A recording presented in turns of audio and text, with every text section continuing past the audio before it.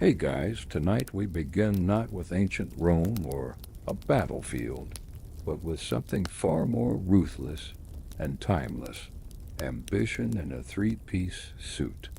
Because believe it or not, the fall of Julius Caesar plays out just as brutally in a 1960s Manhattan boardroom as it did 2,000 years ago, only this time the daggers are pink slips and the forum is the executive floor.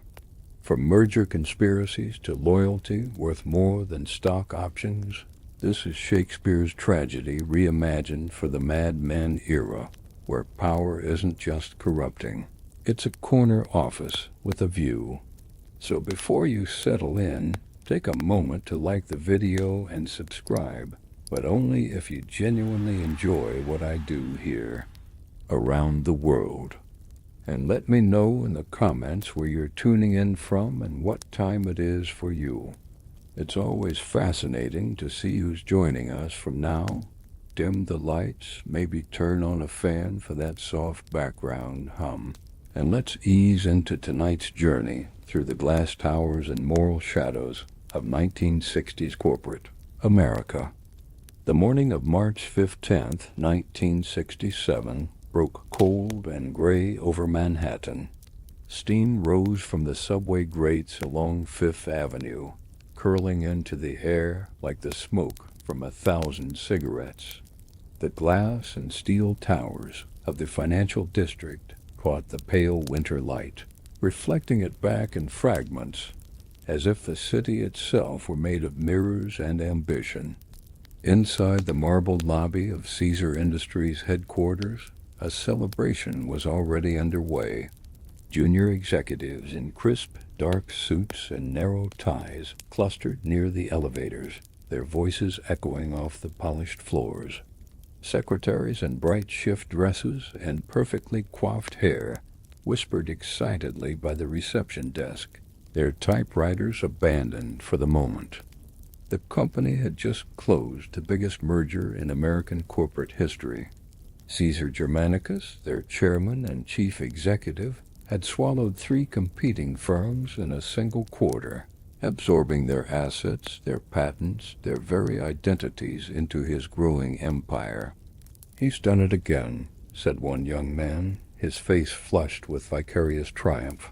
"Caesar's made us all rich. My stock options just doubled overnight." "Tripled," corrected his colleague, adjusting his horn-rimmed glasses. "The market opened 20 minutes ago. We're up another 15%. Caesar's a genius, an absolute genius, but not everyone shared their enthusiasm." Near the building's main entrance, 2 older men stood apart from the celebration, their expressions severe. Marcus Flavius had worked for the company since before the war, back when it was still called Germanicus Manufacturing and made parts for vacuum cleaners. Beside him, Marullus, the head of the legal department, watched the jubilant employees with barely concealed disgust. "Look at them," Flavius muttered, his gray hair slicked back with pomade, his suit conservative and dark, cheering like children at a parade. "Don't they understand what they're celebrating? 3 companies destroyed, thousands of jobs eliminated, competition strangled in its cradle." Marullus nodded grimly, his thick eyebrows drawn together. "Caesar calls it efficiency, consolidation, but what he's building isn't a company anymore. It's a kingdom, and these fools want to crown him." "Someone should remind them," Flavius said, his voice rising slightly, "that this company was built on principles, competition, fair dealing. Caesar's father would be ashamed to see what his son has become."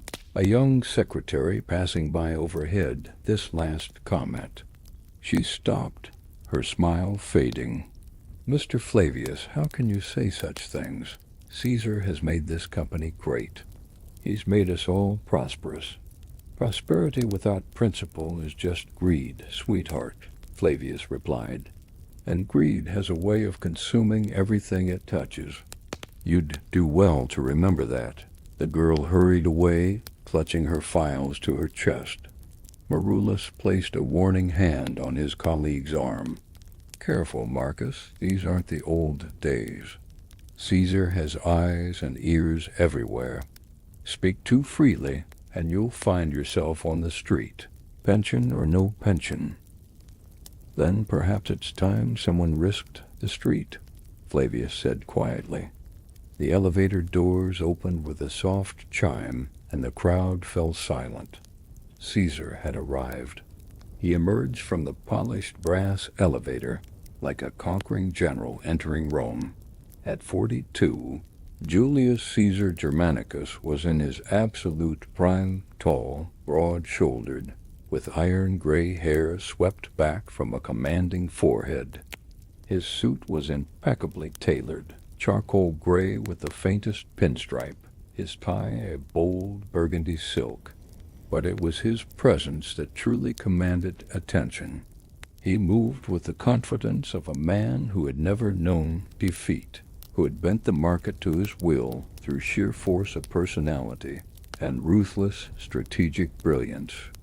Behind him came his inner circle. Marcus Antonius, his vice president of operations, young and handsome in a rakish way, his smile easy and his manner casual, despite the conservative setting. Beside Antonius walked Casca, the chief financial officer, older and more cynical. His thin lips set in what might have been a smile or a sneer. It was always hard to tell with Casca. And there, just behind Caesar's left shoulder, walked Calpurnia, Caesar's wife, elegant in a cream-colored suit and pearls, her dark hair pulled back in a French twist. Caesar raised his hand, and the crowd erupted in applause. The sound filled the cavernous lobby, bouncing off the marble and glass until it became almost deafening. He smiled, not the warm smile of a friend, but the measured smile of a man who expected adoration and was merely confirming its receipt. "My friends," he said, his voice deep and resonant, trained by years of boardroom battles and shareholder meetings, "my fellow architects of the future, today we have achieved what the timid said was impossible, what the regulators called monopolistic, we call inevitable. What our competitors called unfair, we call victory." More applause, more cheering. Caesar waited for it to subside, his eyes scanning the crowd with the calculated precision of a chess master surveying his pieces. "But this is only the beginning," he continued. "Next month we move on Hartford Consolidated. By summer, Philadelphia Steel. By year's end, I promise you and Caesar's promises are ironclad.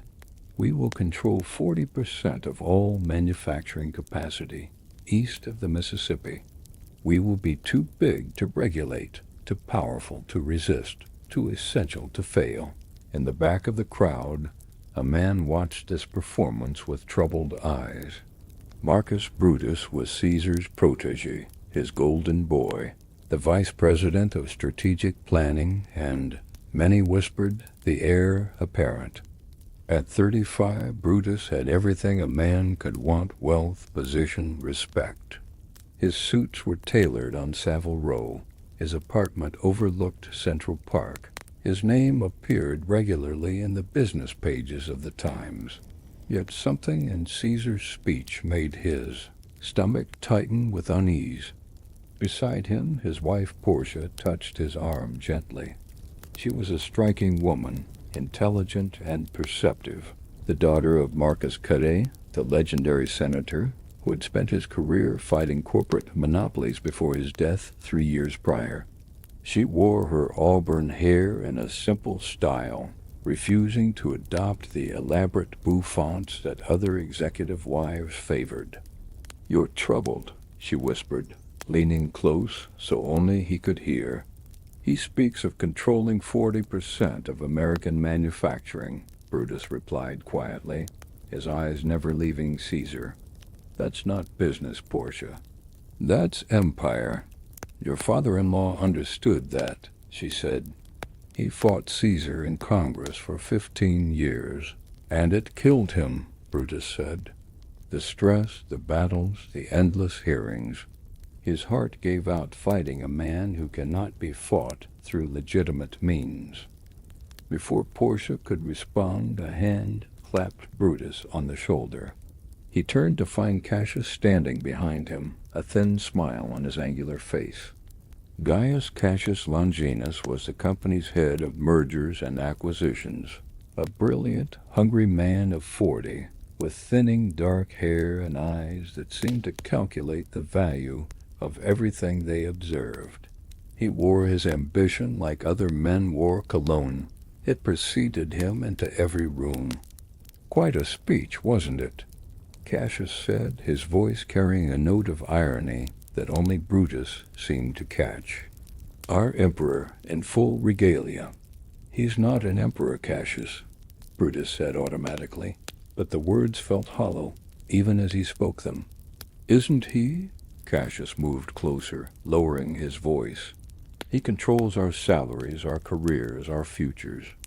He makes decisions that affect millions of workers, thousands of shareholders, hundreds of communities. And now he speaks openly of controlling 40% of American industry. Tell me, Brutus, at what percentage does a chairman become a dictator? Brutus felt Portia's hand tighten on his arm, a warning. But he couldn't deny the truth in Cassius's words. He had been thinking the same thing, hadn't he? He had felt the same cold dread listening to Caesar's grandiose promises. What would you have me say? Brutus asked, carefully. Nothing for now, Cassius replied. Just think, just observe. And perhaps when the time is right, we might speak more freely. There are others who share our concerns, Brutus. Good men, honorable men, men who remember what this company used to stand for. The crowd was dispersing now, Caesar moving toward the executive elevators, surrounded by his retinue. Antonius was laughing at something Caesar had said, his young face lit with admiration. Calpurnia walked beside her husband, her expression serene and unreadable. Casca followed, making notes on a leather portfolio. As Caesar passed the spot where Flavius and Marullus had been standing, he paused. The two older men were gone, but Caesar had noticed their absence from the celebration. His eyes narrowed slightly, and he leaned toward Antonius.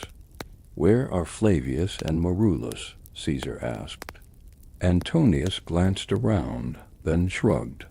Probably sulking in their offices, Chief.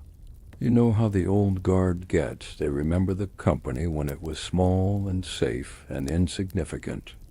Insignificant? Caesar repeated, tasting the word. Yes, that's exactly what will never be again. The executive floor of Caesar Industries occupied the entire 42nd story of the building. Here, the celebrations were more refined, champagne instead of coffee, caviar instead of Danish pastries.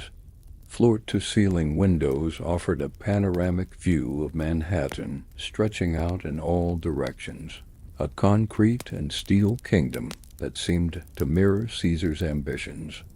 Caesar stood at the window, hands clasped behind his back, surveying his domain. Antonius poured champagne into crystal flutes, while Casca reviewed the morning stock reports with a satisfied expression. Calpurnia sat on the leather sofa, elegant and quiet, watching her husband with eyes that held secrets. The Times wants an interview, Antonius announced, reading from a pink telephone message slip. So does Life magazine. They want to do a cover story, the new face of American business. Give them to Patricia in publicity, Caesar said without turning from the window. Tell her I want to emphasize innovation, efficiency, the American spirit of competition. The usual mythology. Mythology, Casca repeated with his thin smile. An interesting choice of words, Caesar. But then all great men become myths eventually. The telephone on Caesar's desk rang a private line that only a select few possessed the number for. Antonius answered it, listened for a moment, then his face grew serious. "It's Hammond from the Senate Commerce Committee," he said, covering the mouthpiece. "He says they're opening an antitrust investigation. They want you to testify next month." For the first time that morning, Caesar's expression darkened. He turned from the window, his jaw tight. "Hammond, that idealistic fool.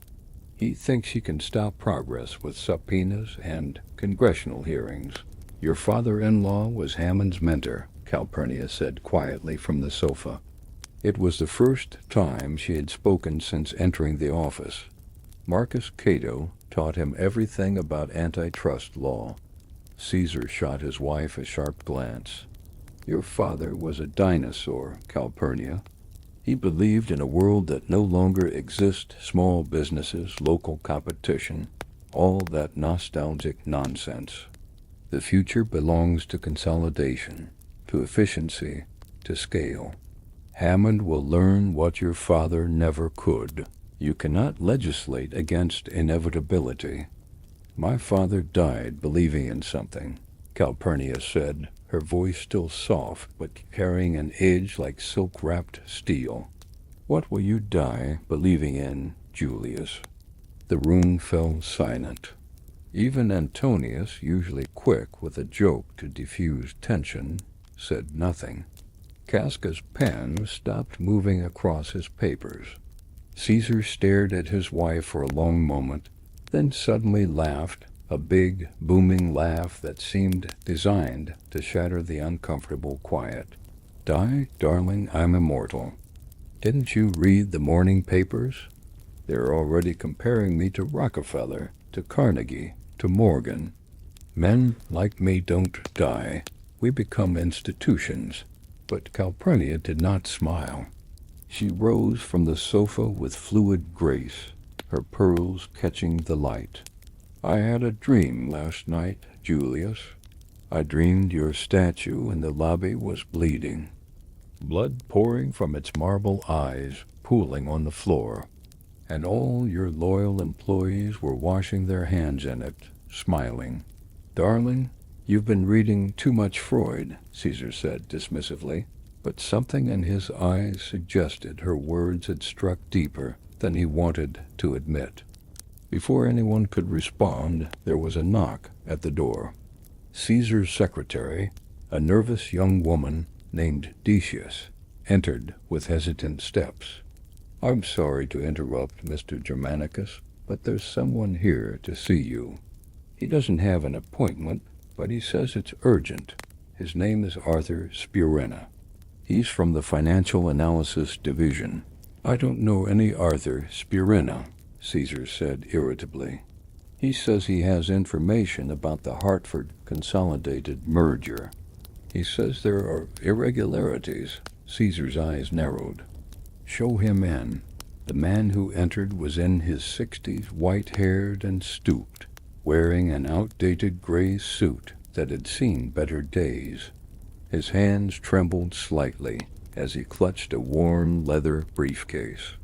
Arthur Spurena had worked in the basement offices of Caesar Industries for 30 years, analyzing market trends and economic data that few people ever bothered to read. "Mr. Germanicus," Spurena began, his voice wavering, "I've come to warn you. The Hartford deal, you must abandon it. I've run the numbers 100 times. The market indicators, the economic cycles, the regulatory climate. It all points to disaster."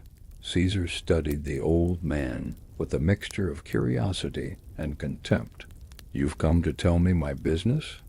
You, who spend your days in a basement office reading ticker tape and drawing charts."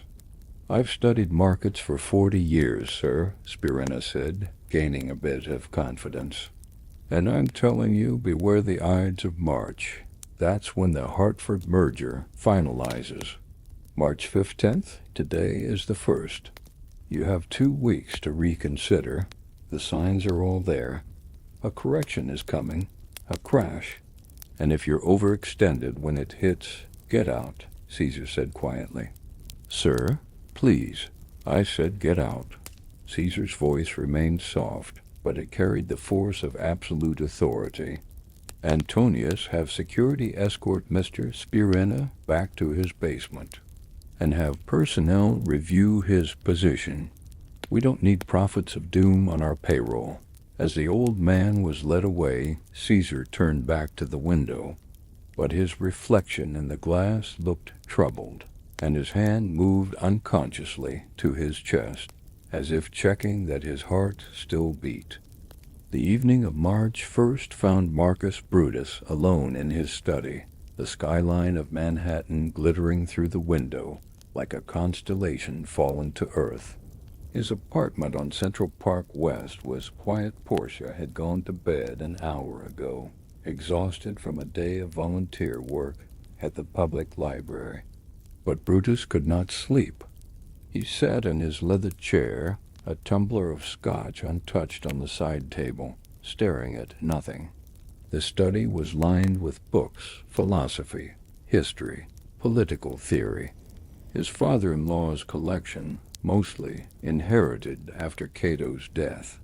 Brutus's eyes fell on a worn volume of Montesquieu, The Spirit of Laws, and he remembered Cato reading passages aloud at family dinners, warning about the concentration of power, the corruption of republics, the eternal vigilance required to maintain freedom. Caesar is not a tyrant, Brutus said aloud to the empty room, as if trying to convince himself. He's just a businessman. Ambitious, yes. Ruthless, certainly. But that's what success requires in this world. That's what I've always believed. Yet even as he spoke the words, he knew they were hollow. He had seen something in Caesar's eyes that morning, something that went beyond business ambition. Caesar didn't just want to build a successful company. He wanted to remake American industry in his own image. He wanted to be essential, indispensable, above regulation and beyond accountability. Brutus rose and walked to the window. Somewhere out there in that sea of lights, workers slept in tiny apartments, their livelihoods dependent on decisions made in boardrooms they would never enter. When Caesar absorbed Hartford Consolidated, 3,000 jobs would be streamlined. That was the euphemism Casca used. 3,000 families thrown into uncertainty so that Caesar Industries could increase its profit margins by 8%. The buzzer from the lobby startled him. Brutus glanced at his watch, nearly midnight. Who would visit at this hour? He pressed the intercom button. Mr. Brutus, it was Raymond, the night doorman. There's a group of gentlemen here to see you. They say it's urgent business. A Mr. Cassius, a Mr. Casca, and several others. Brutus felt his heart quicken. He knew, somehow, why they had come. Send them up, Raymond. Minutes later, 6 men filed into his apartment, their faces grave in the dim light of the foyer. Cassius led them, still wearing his business suit, but with his tie loosened and his collar unbuttoned. Behind him came Casca, and then 4 others. Decius Brutus, a senior executive despite sharing no blood relation with Marcus. Cinna, head of the advertising division, young and passionate. Metellus Kenber, who ran the Chicago office. And Trebonius, a vice president who had once been Caesar's closest friend until a bitter disagreement over ethics had driven them apart. Gentlemen, Brutus said quietly, conscious of Portia sleeping down the hall. This is an unusual hour for a business meeting. This is unusual business, Cassius replied. He moved into the study, and the others followed, arranging themselves on the furniture like conspirators in a Renaissance painting. We need to speak freely, Brutus. And there are some things that cannot be said in offices with secretaries listening and telephones that might be tapped. Tapped? Brutus closed the study door. Caesar isn't the FBI, Cassius, isn't he? Casca's cynical voice cut through the room. He knows everything that happens in that building. Last week I mentioned to my secretary that I was concerned about the Hartford numbers. The next day, Caesar called me into his office and suggested I might be happier working elsewhere. Did he know what I'd said in private unless someone was listening? Brutus poured himself a fresh scotch, his hands not entirely steady. Say what you came to say?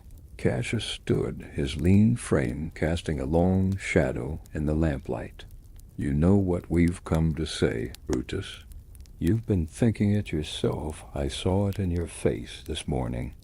Caesar has become dangerous, not just to this company, but to the entire economic system this country was built on. He's consolidating power at a rate that should terrify every American who believes in free enterprise and fair competition. He's breaking laws, Senna added, his young face flushed with conviction. The Sherman Act, the Clayton Act, but he's doing it slowly enough, carefully enough, that by the time the regulators catch up, he'll be too big to prosecute. He'll own the senators who write the laws. He already owns half of them, Metellus muttered darkly. Trebonius leaned forward, his gray eyes intense. I worked beside Caesar for 15 years, Brutus. I believed in him once. I thought his ambition would benefit everyone. Rising tide lifts all boats, right? But I watched him destroy men who disagreed with him. I watched him crush companies that competed fairly. And I finally understood. Caesar doesn't want success. He wants supremacy. He wants to be the only game in town. Brutus drank his scotch, feeling it burn down his throat. And what exactly are you proposing? A strongly worded memo? A vote of no confidence at the board meeting? The silence that followed was heavy with meaning. Finally, Cassius spoke, his voice barely above a whisper. We're proposing that Caesar be removed from power. Permanently, completely, before the Hartford merger finalizes on March 15th. The word hung in the air like smoke. Removed. Brutus set down his glass carefully, as if any sudden movement might shatter the moment into something irrevocable. You're talking about forcing him out, Brutus said slowly. A boardroom coup. Convincing the shareholders to vote him out as chairman. Cassius exchanged glances with the others. We're talking about something more certain than shareholder votes, Brutus.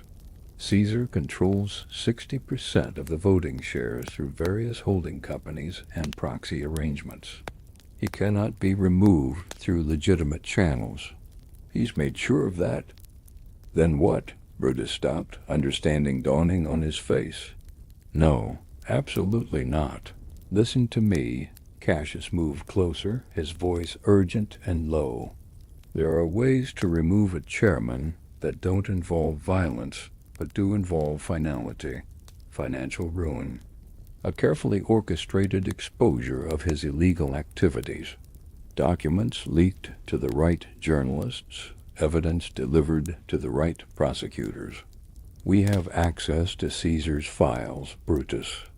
We know where the bodies are buried, figuratively speaking. We can destroy his credibility, his fortune, his freedom. We can ensure he spends the next 20 years fighting federal indictments instead of building his empire. Decius Brutus nodded eagerly. I've been Caesar's executive assistant for 5 years. I know every illegal stock manipulation, every bribed official, every fraudulent merger document. We have enough evidence to put him in Sing Sing for the rest of his life. But we need you, Casca added, his cynical tone replaced by something approaching earnestness. Caesar trusts you, Brutus. You're the son he never had. If you join us, others will follow.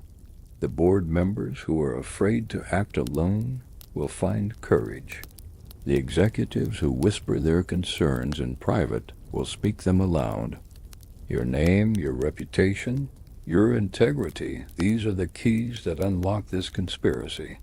Conspiracy, Brutus repeated the word bitterly. You ask me to betray a man who has been nothing but generous to me. Caesar made my career. When I was fresh out of Harvard Business School, with nothing but theories and ambition, he gave me a chance. He mentored me, promoted me, trusted me with his most sensitive projects. And in return, he owns you, Cassius said sharply. He owns all of us. That's what Caesar does. He gives with one hand and takes your soul with the other. He doesn't want colleagues, Brutus. He wants subjects. Trebonius stood, his voice heavy with old pain. He was my friend too, remember? We went to Yale together. We built this company together, back when it was still his father's modest manufacturing firm. Caesar things he doesn't want to hear. But the Caesar I knew died years ago, Brutus. The man in that office now is something else, something hungry and hollow and insatiable.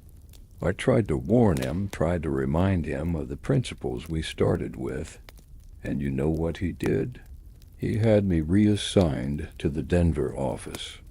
1,200 miles away from headquarters, from power, from relevance. That's what happens to friends who tell. Cinna pulled a folder from his briefcase, laying it on the coffee table. Look at these. Just look. Brutus opened the folder reluctantly. Inside were photographs, financial documents, internal memos. His eyes scanned them with growing horror. Evidence of stock price manipulation. Bribes to union officials to prevent strikes. A memo in Caesar's own handwriting ordering the falsification of safety reports at a Philadelphia factory.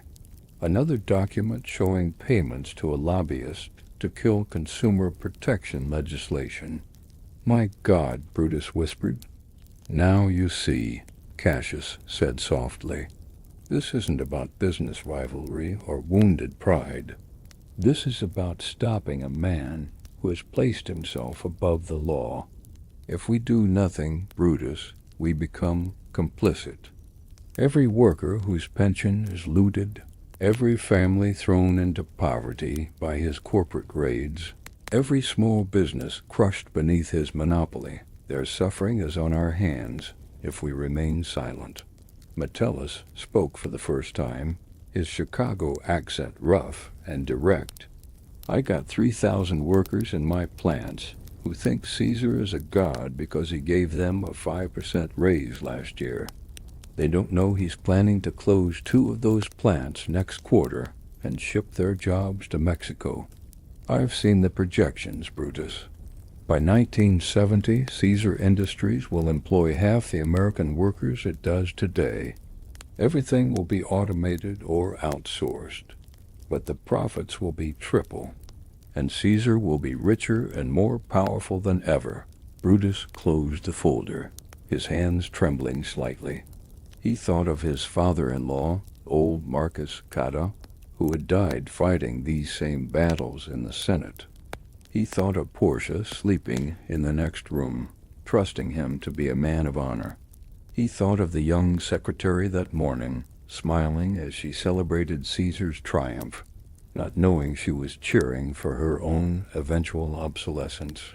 What you're asking, Brutus said quietly, is that I become the instrument of Caesar's downfall, that I use his trust in me as a weapon against him.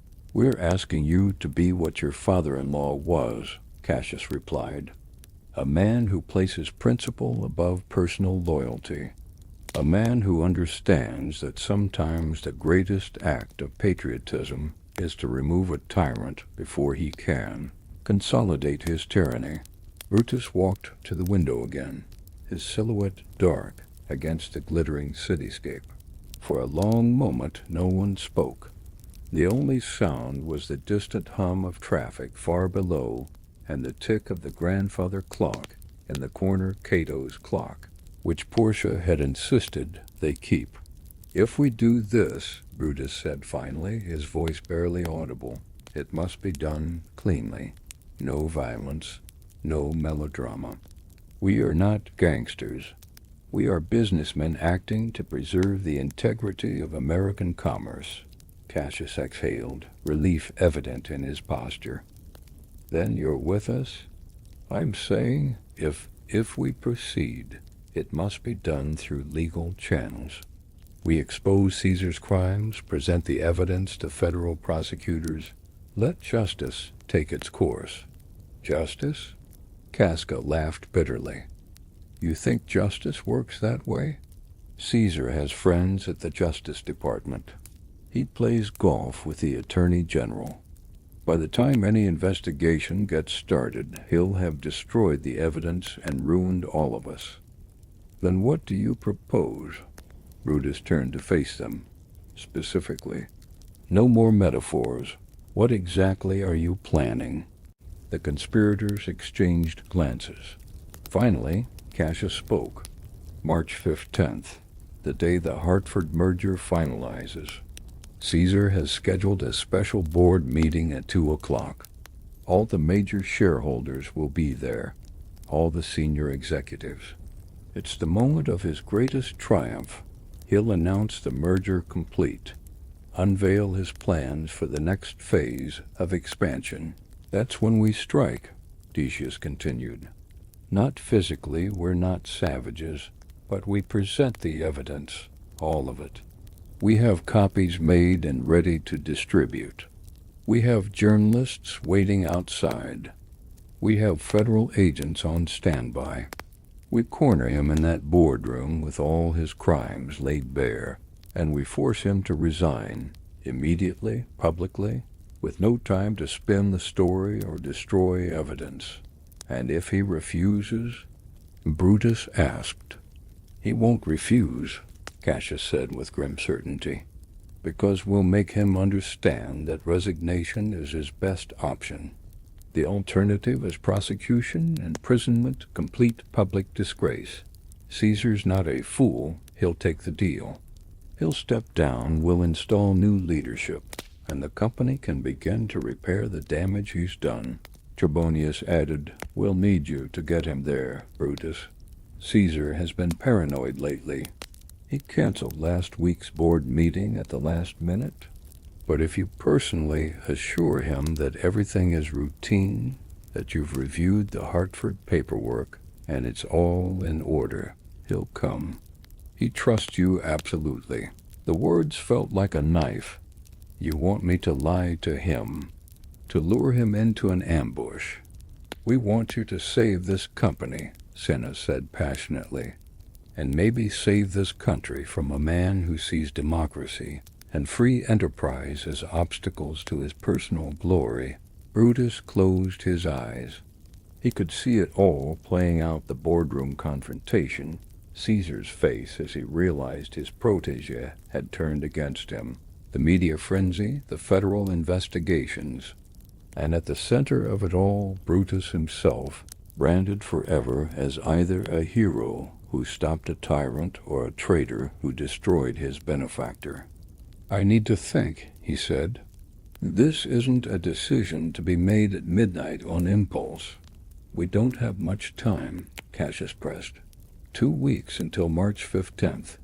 We need to coordinate, to prepare, to ensure everyone plays their part perfectly. If even one person falters, Caesar will sense it, and the whole thing falls apart." "I said I need to think," Brutus repeated, and this time his voice carried an edge of authority that made even Cassius step back. The conspirators began to gather their things, preparing to leave. But at the door, Cassius turned back one more time.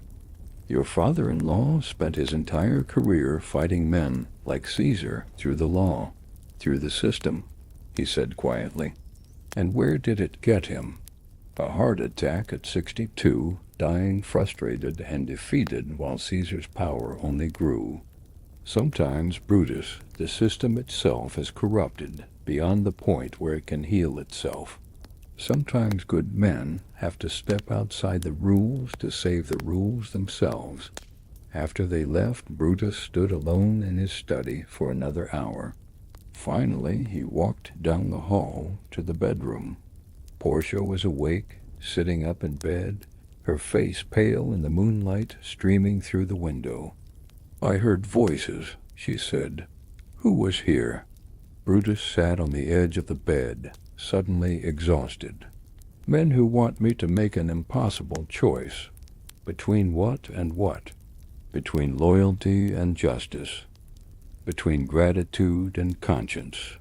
Between the man who made me and the principles that define me." Portia took his hand. Her grip was surprisingly strong. "My father faced that choice 100 times.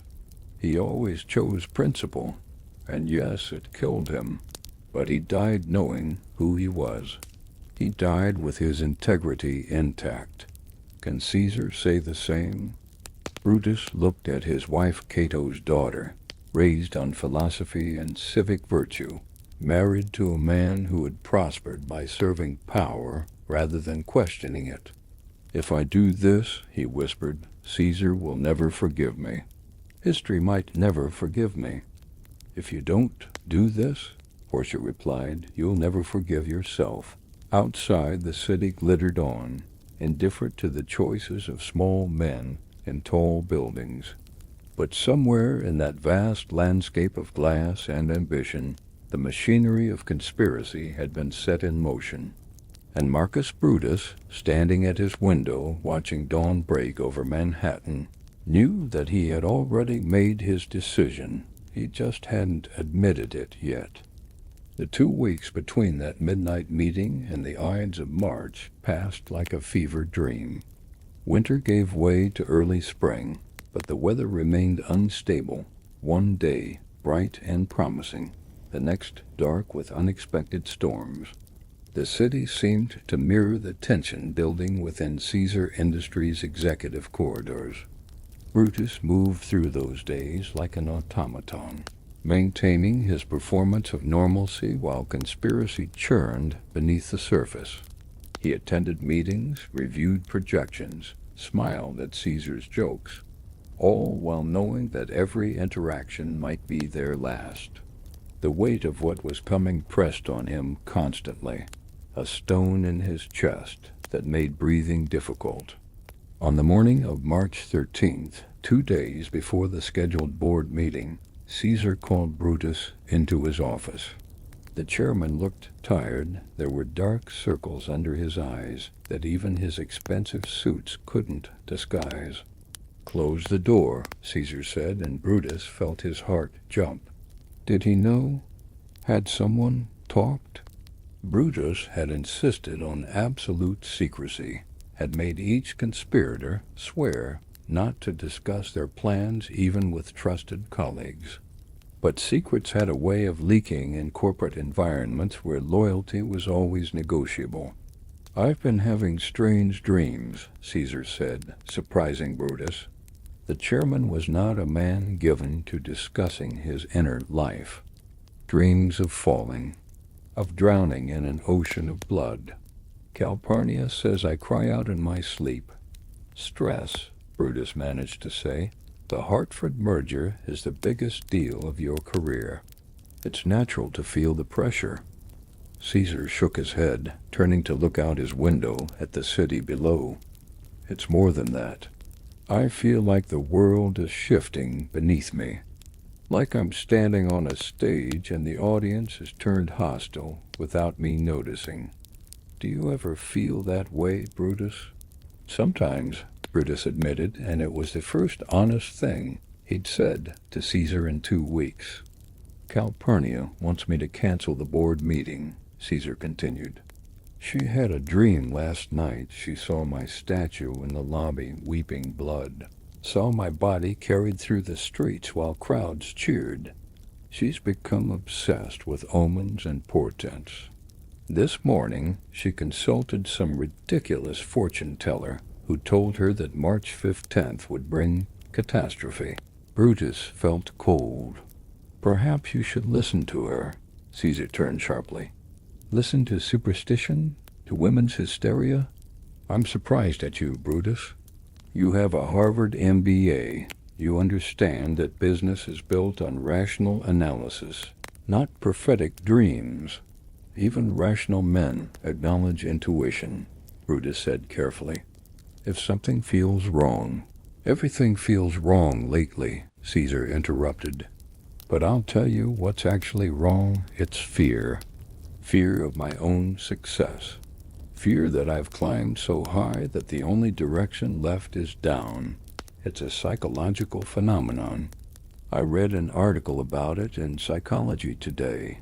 Successful men sometimes sabotage themselves because they're unconsciously uncomfortable with their own power. Or perhaps, Brutus said quietly, they sense real danger. Caesar studied him for a long moment.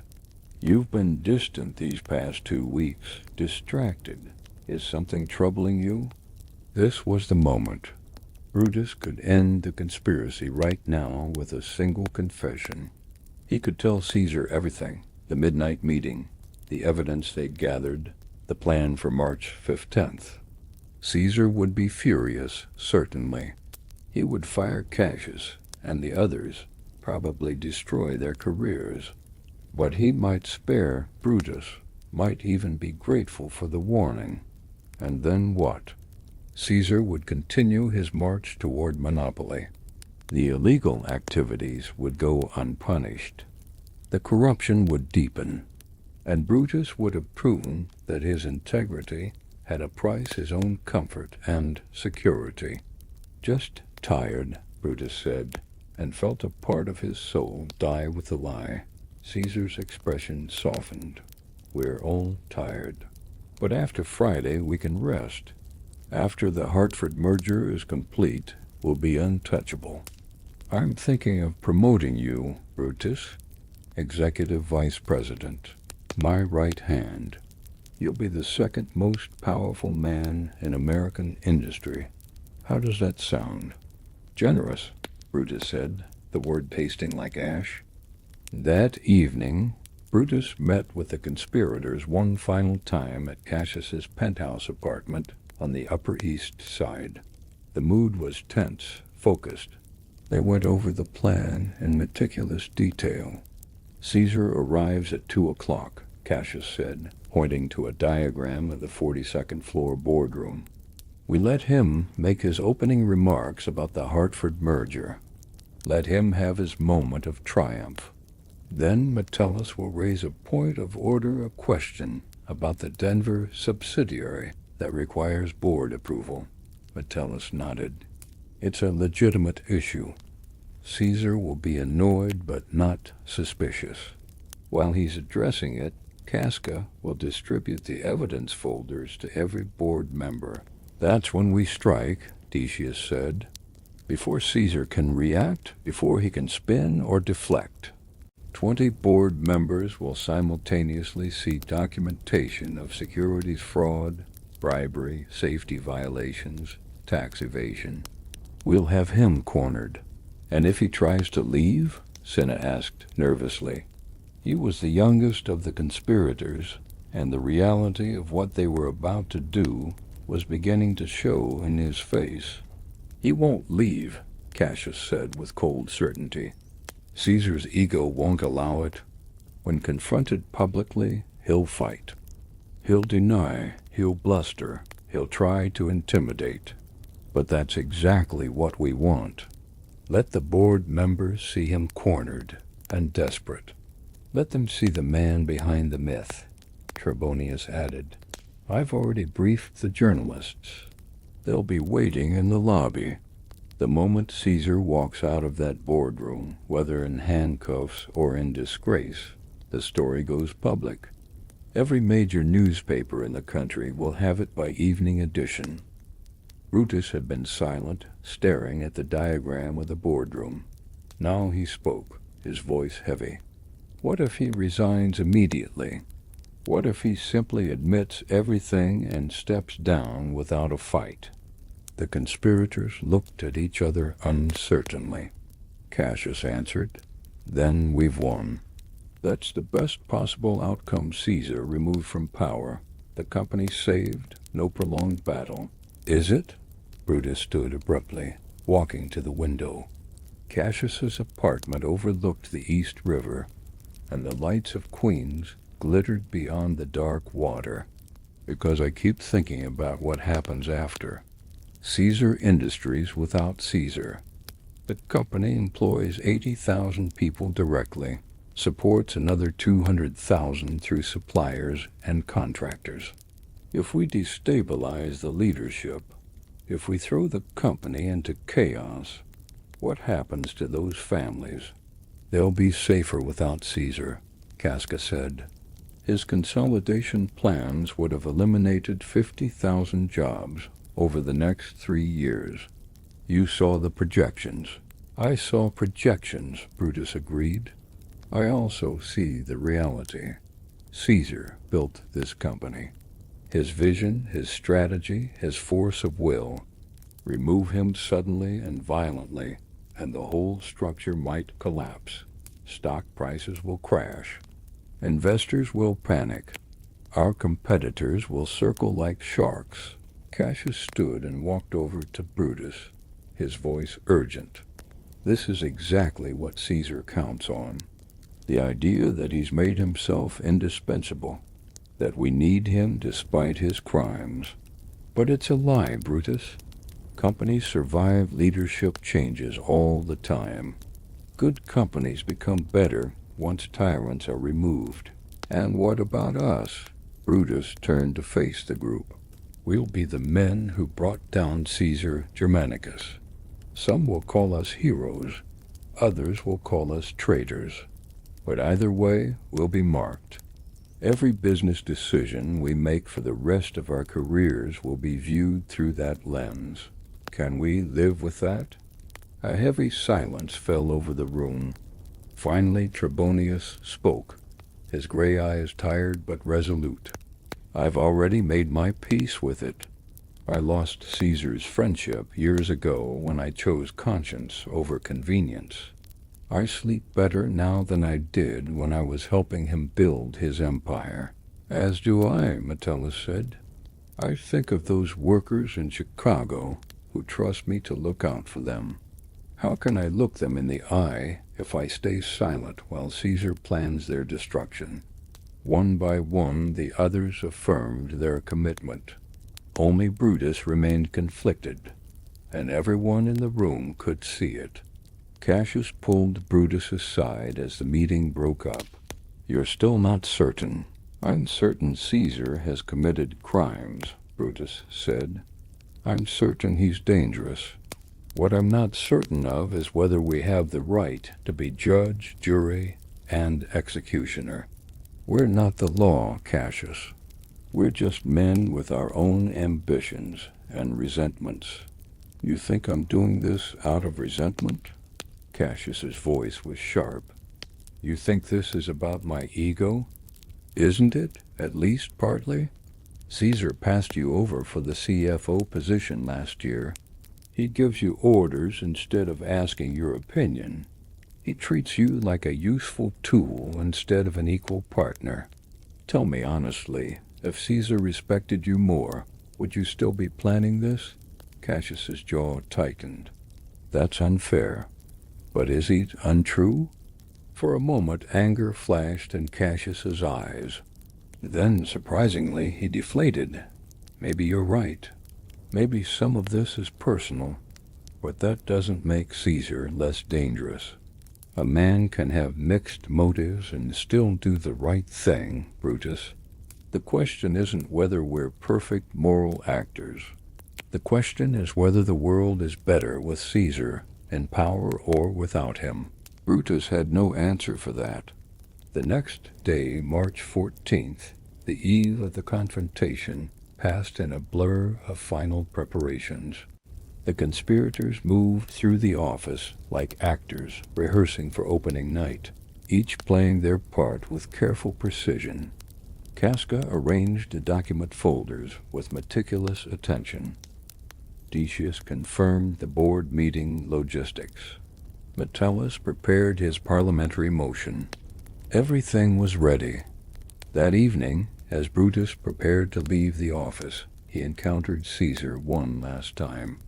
The chairman was standing alone in the executive lobby, staring at his own statue of bronze likeness that the board had commissioned for his 50th birthday, though he was not yet 50.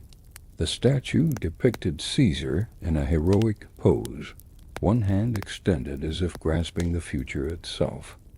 "Do you think they'll remember me?" Caesar asked without turning around. Brutus stopped, uncertain how to respond. "Sir, after I'm gone, do you think they'll remember what I built? Or will I just be another name in the history books, another robber baron who got rich and died?" "You're not dying," Brutus said, though the words felt prophetic. "We're all dying," Caesar replied. "The question is what we leave behind." He finally turned to look at Brutus. "I want to leave behind something permanent, something that can't be taken apart or forgotten, an empire that will last." "Empires fall," Brutus said quietly. Caesar smiled, but there was sadness in it. "Then I suppose I'd better build mine well."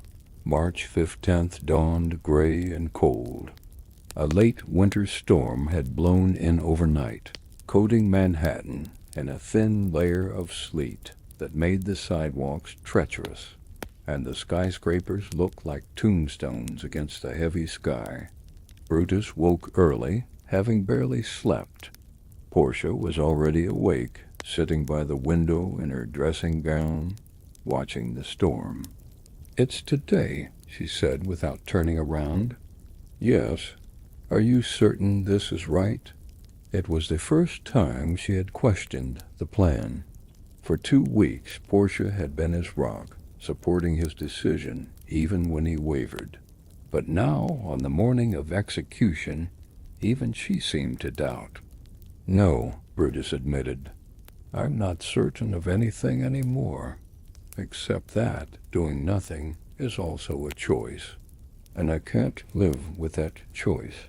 She turned to him then, her eyes searching his face. "My father died fighting Caesar through the law. You're going to destroy him through conspiracy. I wonder which of you chose the harder path." By noon, Caesar Industries' 42nd floor was bustling with preparation. The boardroom had been set up for the special meeting, 20 leather chairs arranged around the massive mahogany table, each place setting marked with a folder bearing the Caesar Industries logo. Catering had set up coffee and pastries on the sideboard. Everything looked routine, celebratory even. But Brutus, arriving early, could feel the tension crackling through the air like electricity. The conspirators were all present, moving through their assigned tasks with forced casualness. Casca arranged his document folders, hidden beneath innocuous quarterly reports. Metellus reviewed his parliamentary motion one final time. Decius confirmed that the journalists were positioned in the lobby. Cinna checked and rechecked the exits, though Brutus wasn't sure why. They weren't planning a physical escape. At 1:30, board members began to arrive. Old men mostly, wealthy and comfortable, men who had grown rich from Caesar's success and had little incentive to question his methods. They greeted each other with the false bonhomie of corporate life, discussing golf handicaps and vacation homes while secretaries took their coats. At 1:45, Caesar arrived. He swept into the boardroom like a force of nature, Antonius at his side, Calpurnia trailing behind, looking pale and anxious. Caesar wore his finest suit charcoal gray with a subtle pinstripe, a burgundy tie, gold cufflinks that caught the light. He looked every inch the conquering executive. "Gentlemen," he announced, his voice filling the room, "today we make history." The board members applauded. Brutus, seated near the middle of the table, felt sick. Caesar launched into his presentation with characteristic confidence. He outlined the Hartford consolidated merger, the strategic advantages, the market dominance it would create, the projected profits. He used charts and graphs, painting a vision of an empire that would reshape American industry. The board members nodded along, impressed as always by Caesar's command of detail and breadth of vision. By year's end, Caesar declared, Caesar Industries will be the most powerful manufacturing conglomerate in the Western Hemisphere. We will be, point of order, Metellus Kimber stood, his voice steady despite the tremor in his hands. Caesar paused, annoyed at the interruption. Yes, Metellus? Before we approve the Hartford merger, I need to raise a concern about the Denver subsidiary. There are irregularities in the financial reports that require board attention. Irregularities? Caesar's eyes narrowed. This is hardly the time. I'm afraid I must insist, Metellus said, following the script exactly. As a fiduciary board member, I cannot vote to approve this merger until certain questions are answered. Caesar's jaw tightened, but he maintained his composure. Very well. What questions? That was when Casca moved. He walked around the table, placing thick manila folders in front of each board member. The sound of folders hitting the mahogany table seemed unnaturally loud in the suddenly tense room. What is this? Caesar demanded. Cassius stood. His moment had arrived. Evidence, Caesar. Evidence of securities fraud, bribery, safety violations, tax evasion, and a dozen other crimes committed under your leadership. Evidence that we can no longer ignore. The room exploded into confused murmurs. Board members opened their folders, faces registering shock as they scanned the documents inside. Caesar stood frozen, his expression moving from confusion to understanding to rage in the space of seconds. You, he said, staring at Cassius. You dare. We dare, Trebonius interrupted, standing as well. We dare to do what should have been done years ago. We dare to hold you accountable. One by one, the conspirators stood, Casca, Cinna, Decius, Metellus. 6 men arrayed against one. But Caesar's eyes swept past all of them, searching until they found Brutus, still seated, his face anguished. Brutus? Caesar's voice was barely a whisper. You too? Slowly, as if moving through water, Marcus Brutus stood. The weight of Caesar's gaze was like a physical thing, crushing and inescapable. You too, Caesar repeated, and now it wasn't a question. It was a statement of betrayal so profound that it seemed to drain the life from him. His shoulders sagged. His face aged a decade in an instant. Then let it be done. The silence that followed Caesar's words was absolute. Even the storm outside seemed to pause, as if the city itself were holding its breath.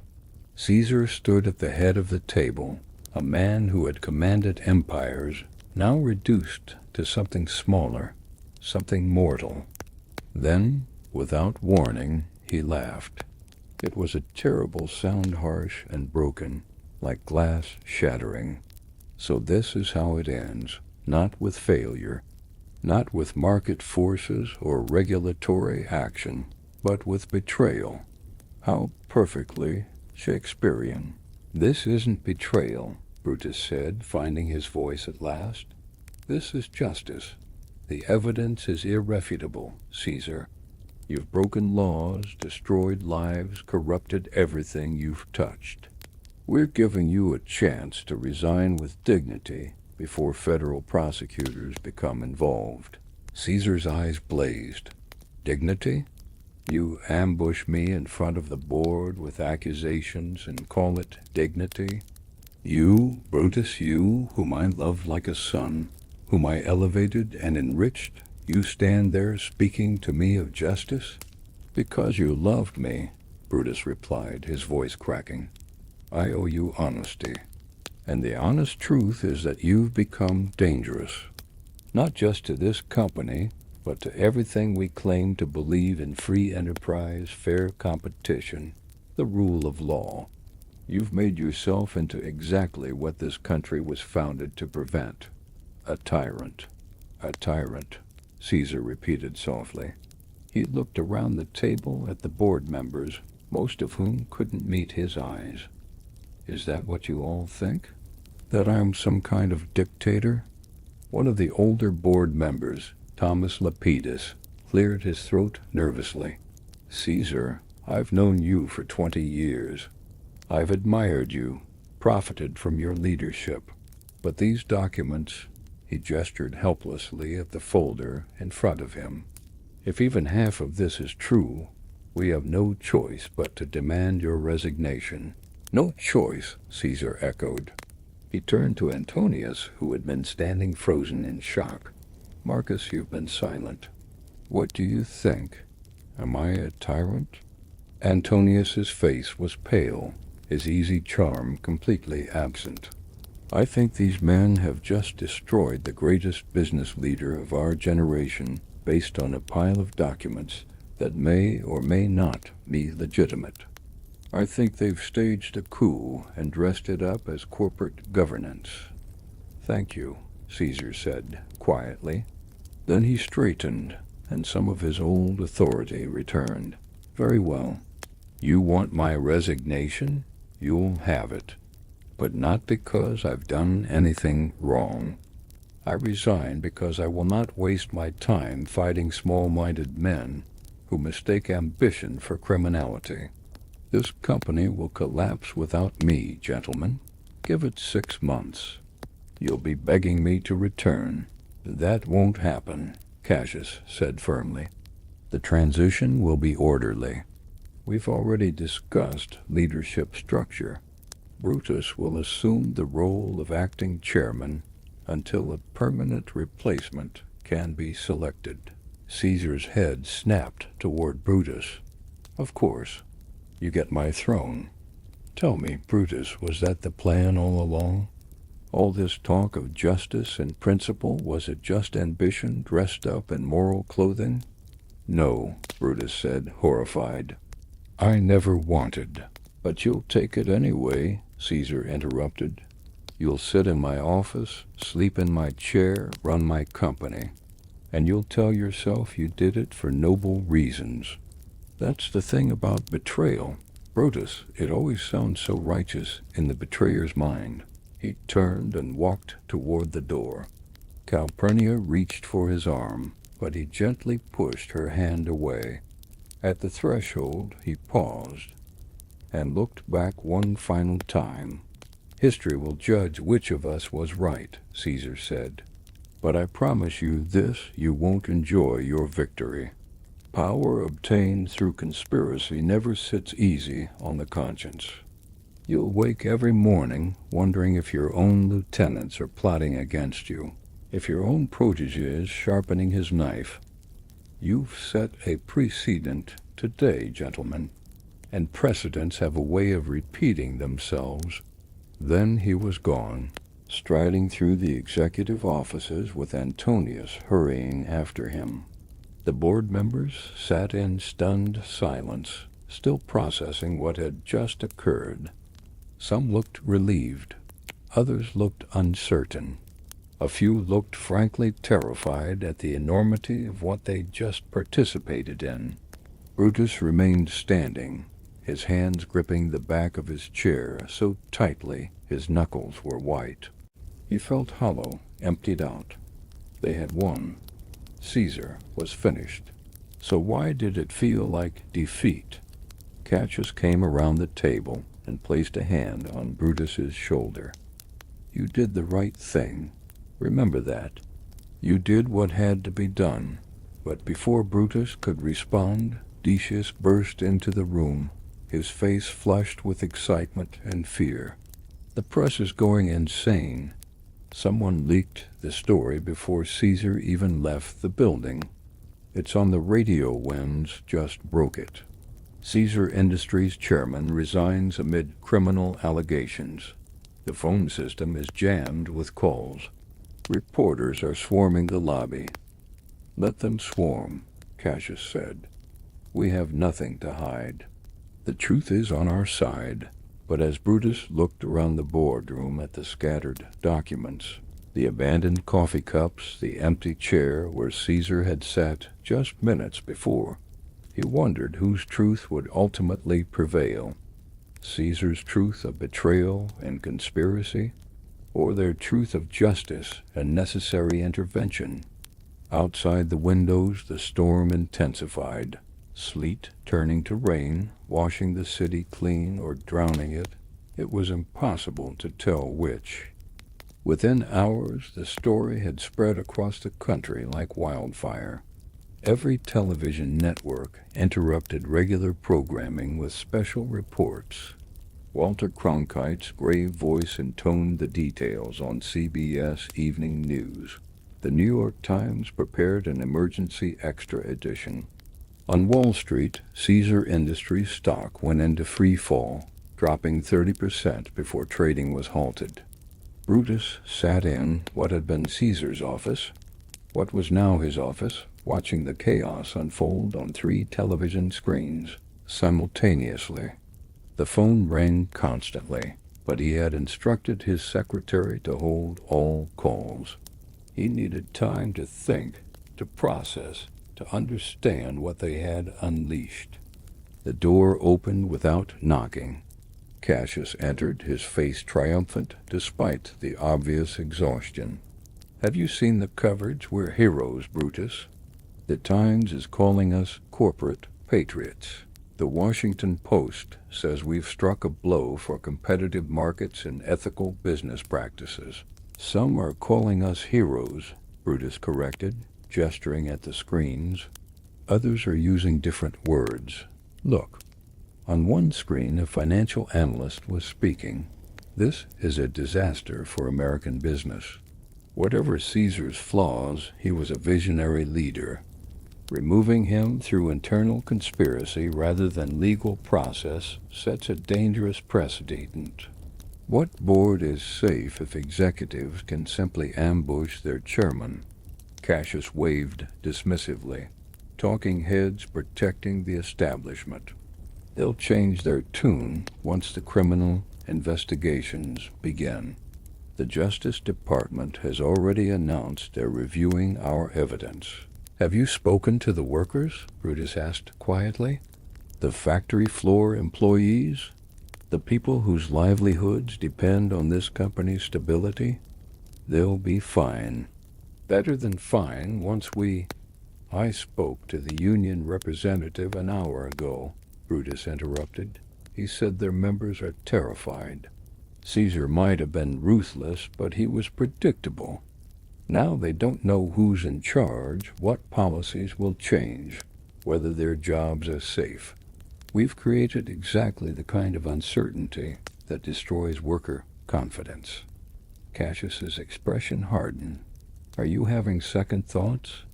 Because it's a bit late for that, Brutus. Caesar is gone. We're in control now. The question is what we do with that control. Before Brutus could answer, the television caught his attention. Caesar had appeared on screen, standing on the steps of the building, surrounded by microphones and cameras. Antonius stood beside him, and a crowd had gathered workers from the building, curious pedestrians, reporters jostling for position. Turn it up, Brutus said.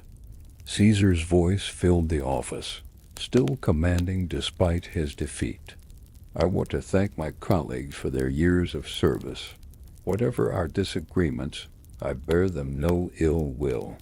I built Caesar Industries from a small family manufacturing firm into one of America's great corporations. That legacy cannot be taken from me, no matter what accusations are made. A reporter shouted a question.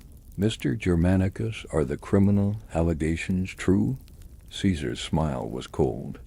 I'll let my lawyers address such absurdities. What I will say is this: beware of men who wrap ambition in the language of principle. History is full of assassins who claimed to act for the greater good. Today I was removed not by law or shareholders or market forces, but by a conspiracy of men who wanted my power. Judge for yourselves what that means for the future of American business. He descended the steps, and the crowd parted before him.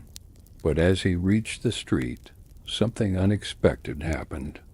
A young man in a worker's uniform, one of the factory supervisors from the manufacturing floor, called out, "We're with you, Mr. Caesar. You gave us jobs when no one else would." Others took up the cry, "Caesar, Caesar." The chant began to build, echoing off the buildings. Not everyone was chanting. Some stood silent, uncertain, but enough voices joined that it became a roar. Brutus watched in growing horror as the television cameras captured Caesar, turning back, his expression shifting from resignation to something more dangerous hope. Antonius stepped forward, raising his hands for quiet. When the crowd settled, he spoke, his voice carrying that easy charm that made people trust him. "Friends, fellow workers, citizens who care about justice, you've just witnessed something unprecedented in American corporate history. A good man, a great man, was driven from his position not by evidence or due process, but by conspiracy." "This is bad," Cassius muttered, leaning closer to the screen. "These conspirators," Antonius continued, his voice rising with passion, "call themselves corporate patriots. They speak of justice and accountability. But where was the trial? Where was Caesar's opportunity to defend himself? Where was the transparency they claimed to champion? I'll tell you where sacrificed on the altar of their own ambition." The crowd's energy was building. Brutus could see it in their faces, could hear it in the swelling murmur of agreement. "They have documents, they say evidence, but who gathered this evidence? Men who wanted Caesar's job, who verified it, men who stood to profit from Caesar's fall. And who will benefit from his removal? Look at who sits in his office right now, his own protégé, the man Caesar trusted most. Brutus, who speaks of honor while sharpening his knife." "He's turning the narrative," Cassius said, his triumphant expression fading. "He's making us the villains. Marcus Antonius was always Caesar's most dangerous weapon," Brutus said softly. "Not because he's brilliant. He's not. But because he understands what people want to hear. And right now they want to hear that we're traitors." On screen, Antonius was building to his crescendo. "Caesar gave you jobs. Caesar built this company. Caesar made all of us prosperous. And how do we repay him? With betrayal, with conspiracy, with the knife in the back. But I tell you, this history will remember what happened here today, and history will judge these honorable men for what they truly are." The crowd erupted, not in organized chanting this time, but in raw emotion, anger, confusion, mob energy seeking direction. Some people began shouting accusations at the building's windows, as if they could see through the glass to where Brutus sat. Others argued among themselves, the crowd fragmenting into factions. Then something broke. A rock or perhaps a bottle shattered one of the ground floor windows. Security guards rushed forward, but the crowd was too large, too volatile. More windows broke. Someone set fire to a trash can near the entrance. Within minutes, what had been a spontaneous gathering had transformed into something darker. "We need to get out of this building," Cassius said, moving toward the door. "Now." But Brutus remained frozen, watching the screens. On one, the riot outside their own building. On another, similar scenes at Caesar Industries facilities across the city, workers walking off the job, some in protest of Caesar's removal, others in solidarity with the conspirators, all of them angry and frightened. On the third screen, stock market coverage showing Caesar Industries shares in complete collapse, dragging down the entire manufacturing sector. "This is what we've done," Brutus said quietly. "Not justice, not reform, chaos." Cinna burst into the office, his young face panicked. "The board wants an emergency meeting. 3 members have already resigned. 2 more are threatening lawsuits. And Lepidus just went on television saying he was coerced into supporting Caesar's resignation." "Coerced?" Cassius's voice was sharp. "He saw the same evidence we all did." "Evidence that Antonius is now calling fabricated," Cinna replied. "He's claiming we forged documents, manipulated data, created a false narrative to justify our coup. And people are believing him." The phone on the desk rang with a distinctive pattern, the direct line that bypassed the secretary. Brutus answered it, and his face went pale.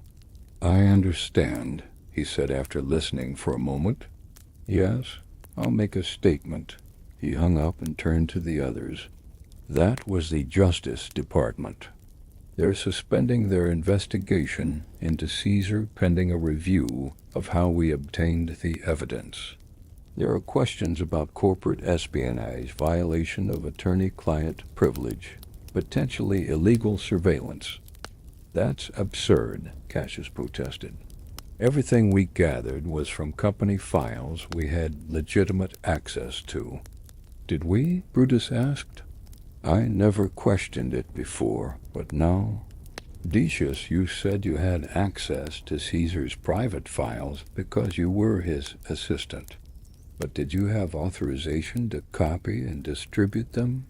"Casca, those financial documents, were they from official audits, or did you extract them from secured databases?" The silence that followed was damning. "We did what was necessary," Cassius said defensively. "Caesar made sure all his illegal activities were hidden behind walls of privilege and classification. We had no choice but to go around those protections." "Then we broke the law," Brutus said. "We broke the law to expose Caesar's law-breaking. And now he looks like the victim, and we look like criminals." Metellus entered, his face grim. "The Chicago plant just called. Workers are threatening to strike unless Caesar is reinstated. They're saying the board had no authority to force his resignation without shareholder approval. Legally, they might be right." Trebonius was next, and his news was worse. "Caesar's lawyers have filed an emergency injunction. They're arguing the board meeting was improperly conducted, that proper procedures weren't followed, that the resignation was obtained under duress. A judge has ordered a hearing for Monday morning. The office that had felt like a command center an hour ago now felt like a trap." Brutus looked around at his fellow conspirators. Cassius with his jaw set in stubborn defiance, Cinna looking young and frightened, Casca cynical but clearly worried, Metellus and Trebonius exchanging uncertain glances, Decius nervously watching the screens where the riot continued to spread. "We've lost," Brutus said quietly. "We haven't lost," Cassius insisted. "This is just the initial chaos. Once things settle, once people see the evidence clearly—" "They'll never see it clearly," Brutus interrupted, "because Antonius has given them a simpler narrative. Caesar the victim, us the traitors. It doesn't matter what the truth is, Cassius. It matters what people believe. And Antonius is better at shaping belief than we ever were." A loud crash from somewhere in the building made them all jump. The security alarm began blaring. Over the intercom, a panicked voice announced, All executive personnel evacuate immediately. Protesters have entered the building. I repeat, evacuate immediately. They fled like thieves in the night, taking the private executive elevator to the underground parking garage. As they emerged into the cold rain, Brutus looked back at the building Caesar's building, with its gleaming glass and steel, now scarred by broken windows and graffiti. Smoke rose from trash fires. The sound of sirens filled the air. "What have we done?" he whispered. Portia was waiting at the apartment when Brutus finally made it home hours later, having navigated through blocked streets and angry crowds. She took one look at his face and knew. "It's all falling apart," he said, collapsing onto the sofa. "Everything we tried to accomplish, every principle we thought we were defending, it's all turning to ash." "Then you fight back," Portia said firmly. "You tell your side of the story. You show people the evidence. You make them understand." "Caesar's already won the story," Brutus replied. "And he won it by understanding something we didn't. People don't want complicated truths. They want simple narratives. Hero and villain, loyalty and betrayal. We gave them Caesar the tyrant. Antonius gave them Caesar the victim. Guess which story they prefer." Outside the window, Manhattan burned, not literally, but metaphorically. Chaos rippled through the financial district as Caesar Industries' collapse threatened to drag down dozens of other companies. The conspirators who thought they were saving American business had instead triggered its worst crisis since the Great Depression. And somewhere in the city, Julius Caesar waited, watching his enemies destroy themselves with the very victory they'd fought so hard to achieve. 6 weeks after the Ides of March, the landscape of American business had been transformed. What the press had begun calling the Caesar crisis had spread like a contagion through the financial markets. Caesar Industries stock had lost 60% of its value. 3 of its major subsidiaries had declared bankruptcy. The Hartford consolidated merger had collapsed, costing investors hundreds of millions of dollars. And across the country, workers faced an uncertain future as the company hemorrhaged cash and credibility. The criminal investigations had stalled.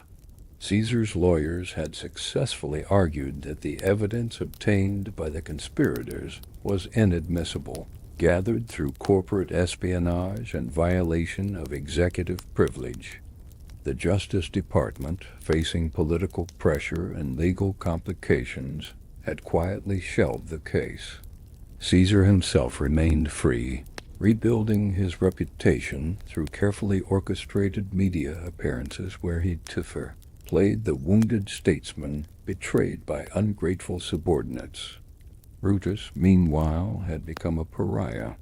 The board had initially confirmed him as acting chairman, but within 3 weeks, shareholder revolts and legal challenges had forced him out. He still held his position as vice president of strategic planning. Rarely, but his office had been moved to a lower floor, his staff reduced, his authority neutered. He was a ghost haunting the halls of a company he'd tried to save. On the morning of April 26th, Brutus received a call at his small new office. It was Cassius, his voice urgent and strange. "We need to meet tonight, the usual place." "What's happened?" Brutus asked, though he felt he already knew. Something had broken. "Just come. 8 o'clock. Come alone." The usual place was a small restaurant in Brooklyn, far from Manhattan's financial district, where executives never went and reporters never looked. When Brutus arrived, he found Cassius already there, sitting in a back booth with a bottle of whiskey and 2 glasses. His face had aged a decade in 6 weeks' new lines around his eyes, gray streaks in his hair that hadn't been there before. It's over, Cassius said without preamble, pouring whiskey for both of them. Caesar's won. Completely and absolutely. Brutus slid into the booth. Tell me, the board met this afternoon. Emergency session. Caesar was there as a guest, they said, but we both know better. He presented a restructuring plan. He'll return as chairman, but with even more power than before. The board will be reduced from 20 members to 12, all of them his hand-picked loyalists. And here's the brilliant part, he's calling it restoring stability and healing the company. He's the savior riding back to rescue us from the chaos we created. The board approved this? Unanimously, Cassius said bitterly. Every single member voted yes, including Lapadas, who was supposedly our ally, including men who sat in that room 6 weeks ago and called Caesar a criminal. They've all bent the knee. Brutus drank the whiskey. It burned, but everything burned these days. What about us? We're being terminated. All of us. Effective immediately. Security escorted me out of the building an hour ago. My 20 years of service reduced to a cardboard box of personal items and a security guard watching me pack. Cassius laughed, a sound without humor. They're calling it a reduction in force, corporate restructuring, but we both know it's a purge. The others? Casca got his termination letter this morning. Senna resigned before they could fire him, took a job with a competitor, though I doubt he'll last long there. Caesar's reach is long, and he has a long memory. Metellus, Trebonius, Decius all gone or going. We've been systematically erased. Brutus felt numb. Some part of him had known this was coming from the moment Antonius turned that crowd against them. But knowing and experiencing were different things. I destroyed my life, Cassius continued, pouring more whiskey. My career, my reputation, my future, and for what? Caesar's more powerful than ever. The company's in ruins, but he'll rebuild it in his own image. And will be footnotes, cautionary tales about the price of betrayal. It wasn't betrayal, Brutus said, but the words felt hollow. Wasn't it? Cassius looked at him with red-rimmed eyes. We plotted in secret. We gathered evidence illegally. We ambushed a man who trusted us. What else would you call it? Justice, principle, necessary intervention. Pretty words, Cassius said, but history is written by winners, Brutus. And we lost. So history will call us traitors, and Caesar will be the hero who survived assassination and returned stronger than before. That's his story, and that's the story that will be remembered. The restaurant door opened. Both men tensed, but it was only an elderly couple looking for dinner. Still, the moment reminded them both how paranoid they'd become. Caesar had won, but he wasn't the forgiving type. Brutus had heard rumors, nothing concrete, nothing provable, that the other conspirators were being systematically destroyed, denied jobs, excluded from clubs and boards, their reputations quietly demolished through whispered campaigns. What will you do? Brutus asked. Cassius shrugged, a gesture of profound defeat. I have savings. Not as much as I thought. My wife's already talking about selling the house, moving somewhere cheaper. Maybe I'll write a book. Tell our side of the story, though who would publish it? Caesar probably owns the publishing houses too. I'm sorry, Brutus said. This is my fault. I was the one who hesitated. I was the one who insisted we do everything cleanly, legally. If we'd been more ruthless, we'd still have lost, Cassius interrupted, because Caesar understands power in a way we never did. We thought we could beat him with evidence and procedure and righteous principles. But power doesn't work that way. Power respects strength, loyalty, and the willingness to destroy your enemies completely. We wounded Caesar and then expected him to accept defeat gracefully. Instead, he did what any apex predator does: he healed and came back stronger. They sat in silence for a long moment, two men who had tried to change the world and succeeded only in destroying themselves. Finally, Cassius stood, leaving money on the table for the whiskey. "I'm leaving New York," he said. "My brother has a small business in California, auto parts. Nothing glamorous, but it's honest work and 3,000 miles from Caesar. You should consider the same, Brutus. There's nothing left for us here." After Cassius left, Brutus remained in the booth, staring at the half-empty bottle. He thought about Portia's face that morning when he told her about the termination notice he knew was coming. She tried to be supportive, but he'd seen the fear in her eyes. They'd built a life based on his career at Caesar Industries, the apartment, the lifestyle, the social position. All of it was evaporating. His phone rang. Unknown number. He almost didn't answer, but something made him pick up. "Mr. Brutus," an unfamiliar voice, young and nervous. "My name is David Pindarus. I worked in the legal department at Caesar Industries. I need to talk to you about what really happened, about what's still happening." "I don't think—" "Please," the voice interrupted. "You were trying to do the right thing. I know that. Others know that. But Caesar's writing a different history. And if someone doesn't preserve the truth, it'll be lost forever." They arranged to meet in Prospect Park the next afternoon. Brutus arrived early, watching joggers and mothers with strollers, normal people living normal lives, oblivious to the corporate warfare that had consumed his existence.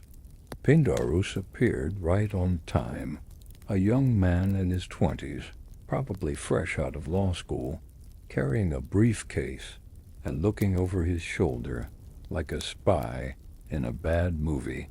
"Thank you for meeting me," Pindarus said, sitting beside Brutus on the park bench. "I know you have no reason to trust anyone from the company anymore. What do you want?" Pindarus opened his briefcase and pulled out a folder. "I've been compiling evidence, real evidence, properly obtained through official channels. Caesar's criminal activities didn't stop with his temporary removal. They accelerated. He's been systematically looting the company's pension fund to finance his return to power. Millions of dollars that should be securing workers' retirements are being diverted to his personal accounts." Brutus took the folder but didn't open it. "Why are you telling me this?" "Because I believed in what you tried to do," Pindarus said simply. "My father worked on the factory floor for 30 years. His pension, his entire retirement is in that fund that Caesar's stealing from. You tried to stop him, and you were destroyed for it. But the evidence I have is legitimate. Subpoenaed documents, official audits, whistleblower testimonies. We could take this to the CSEC, to the federal prosecutors, too." "No," Brutus said quietly. "What?" "No," Brutus repeated, handing the folder back. "I tried that already. We had evidence. We had documentation. We had everything except the ability to control the narrative. And that's what matters, Mr. Pindarus. Not truth. Not evidence. Story.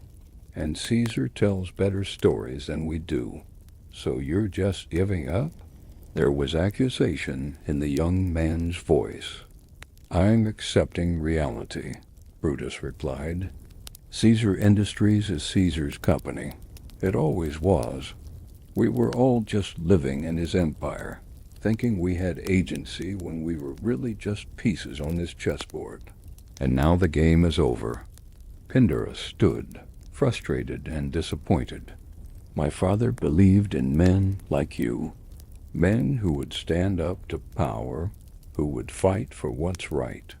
He used to tell me that integrity meant doing the right thing, even when it cost you everything. I guess he was wrong. The words stung because they were true. Brutus had lost his integrity somewhere between the conspiracy and its aftermath. He'd compromised it with illegal evidence gathering, with secret meetings, with betraying a man who'd trusted him. And then he'd lost it again by giving up, by accepting defeat, by telling this idealistic young man that truth didn't matter. After Pindarus left, Brutus walked through the park for hours, his mind churning. He thought about Caesar, triumphant in his return. He thought about Cassius, fleeing to California in defeat. He thought about the other conspirators, scattered to the winds, their careers destroyed, their reputations ruined. And he thought about Portia's father, old Marcus Cato, who had fought Caesar through legitimate means for 15 years and died frustrated but unbroken. His phone rang again. This time it was Portia. "You need to come home," she said, her voice strange. "Now." "What's wrong?" "Just come home." He found their apartment building surrounded by reporters. Cameras flashed as he pushed through the crowd, ignoring shouted questions. Inside, Portia was packing boxes, her face streaked with tears. "We've been evicted," she said. "The building management called this morning. Apparently Caesar Industries owns the building through a subsidiary. We have 72 hours to vacate." Brutus felt something break inside him. Not anger, not even surprise. Just a profound exhaustion. Caesar wasn't content with merely defeating them. He was erasing them, systematically dismantling every aspect of their lives. "There's more," Portia continued. "Your severance package, they're claiming breach of corporate ethics clauses. You'll get nothing. No pension, no stock options, no health insurance. 20 years of service, and they're claiming you're entitled to nothing." That night, Brutus stood at the window of the apartment that would soon no longer be his, looking out at the city lights one last time. Behind him, Portia continued packing, moving through the rooms like a ghost. They had built a life here, brick by brick, success by success.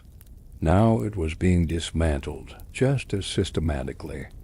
"Do you regret it?"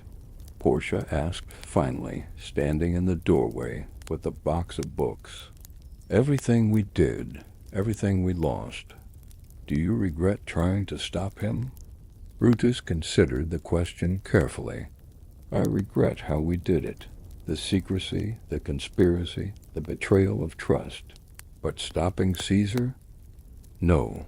Someone had to try. Even if we failed, even if we're destroyed for it, someone had to stand up and say that there are limits. That power has to answer to something beyond itself. My father would have been proud of you," Portia said softly. "Not for succeeding. He rarely succeeded. But for trying." The phone rang one final time that evening. Brutus almost didn't answer it, but Portia nodded for him to pick up. It was Antonius. His voice was different, now no longer the easy charm, but something colder, more businesslike. "Caesar wants to see you," Antonius said. "Tomorrow morning, his office. 10 o'clock. "Why?" "I don't ask Caesar why.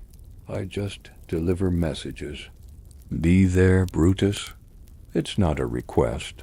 The next morning, Brutus returned to the building that had been his professional home for 20 years. Security escorted him up a final humiliation. The executive floor looked different already. Caesar had been back less than 2 weeks, but his mark was everywhere. New furniture, new artwork, new staff who didn't recognize Brutus, or pretended not to. Caesar's office, The office Brutus had briefly occupied was grander than ever. Caesar sat behind his massive desk, looking healthy and vigorous, as if the past 2 months had rejuvenated rather than wounded him. Antonius stood beside him, watchful. "Sit," Caesar said, gesturing to a chair positioned slightly lower than his own desk, a power play Brutus recognized immediately. "I'll stand." Caesar smiled thinly. "Still proud. That's good. I always admired that about you, Brutus. Your pride, your principles. They're what made you useful, and what made you dangerous. If you brought me here to gloat—" "I brought you here," Caesar interrupted, "to offer you something. A chance. I'm rebuilding this company, and despite everything, I recognize talent when I see it. You're smart, strategic, and until recently, loyal. I could use someone like you. Not in your old position, obviously, but something suitable. Regional management, perhaps. Somewhere far from headquarters. Denver, maybe. Or Omaha." Brutus stared at him, comprehending. "You want to rehabilitate me. Put me somewhere visible enough that people see you can forgive your enemies, but distant enough that I can never threaten you again. I become your proof of magnanimity, your living symbol of mercy." "I prefer to think of it as giving you a second chance," Caesar said. "Better than what you gave me. Better than what happened to Cassius, fleeing to California in disgrace. Or Casca, blacklisted from every major corporation. Or poor young Cinna, whose new employer fired him last week after a single phone call from our legal department." "You've destroyed them all," Brutus said quietly. "I've held them accountable," Caesar corrected. "They tried to destroy me, Brutus. They manufactured evidence, violated corporate law, staged a conspiracy that nearly demolished this company, and threw thousands of workers into chaos. Did you think there wouldn't be consequences? And what are my consequences if I refuse your offer?" Caesar leaned back in his chair. "You'll find that corporate America is a small world. I know people everywhere, boards, banks, law firms, consulting groups. A word here, a hint there. You'll discover that no one wants to hire Marcus Brutus, the man who betrayed his mentor. You'll spend your savings fighting the severance clause violations. You'll lose your apartment, your lifestyle, your reputation. Eventually you'll end up doing exactly what Cassius is doing, running a small business in some anonymous suburb, wondering how you fell so far." Brutus felt the trap closing. Caesar was offering survival in exchange for submission, a job in Omaha or oblivion in New York. Either way, Caesar won. "There's a third option," Brutus said slowly. "Oh? I could take what I learned about you and write it all down. A book, and expose. Not in court where your lawyers can suppress it, but in the marketplace of public opinion. I could tell the truth about Julius Caesar Germanicus, and let history decide." Caesar's expression didn't change, but something flickered in his eyes. Respect, perhaps, or recognition. "You could try. Of course, I'd sue you for libel, destroy you financially. But yes, you could try. The question is whether anyone would publish it, whether anyone would believe it, and whether you're prepared to sacrifice your wife's comfort and security for such a quixotic gesture." Brutus thought of Portia, packing boxes in their condemned apartment.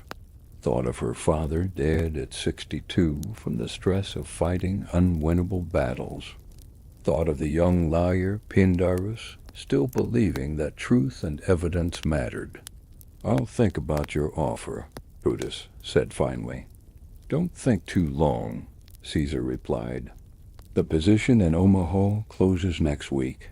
As Brutus turned to leave, Caesar spoke again, his voice softer now, almost melancholy.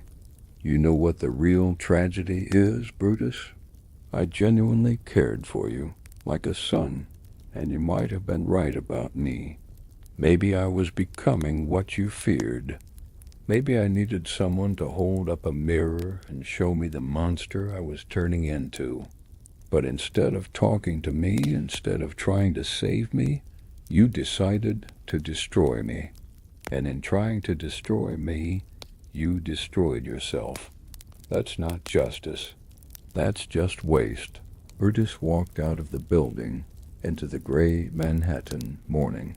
The city continued its relentless movement around him, cars and buses, people hurrying to appointments, vendors selling newspapers with headlines that had already moved past the Caesar crisis to newer scandals and disasters.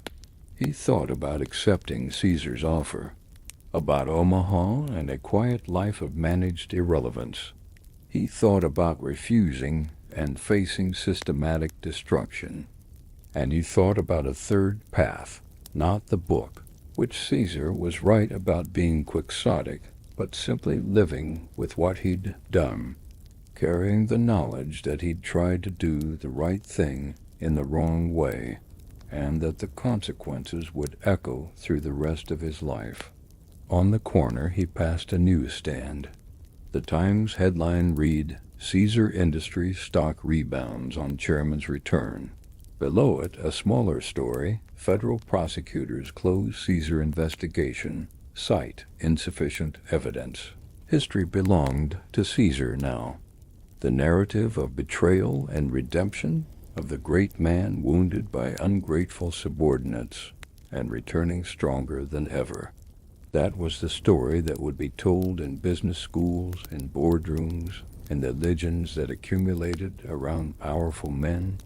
But Brutus knew a different story, a story about the cost of power and the price of principle, about the impossible choices that good men faced when the system itself was corrupted, about how trying to do the right thing could lead to all the wrong outcomes.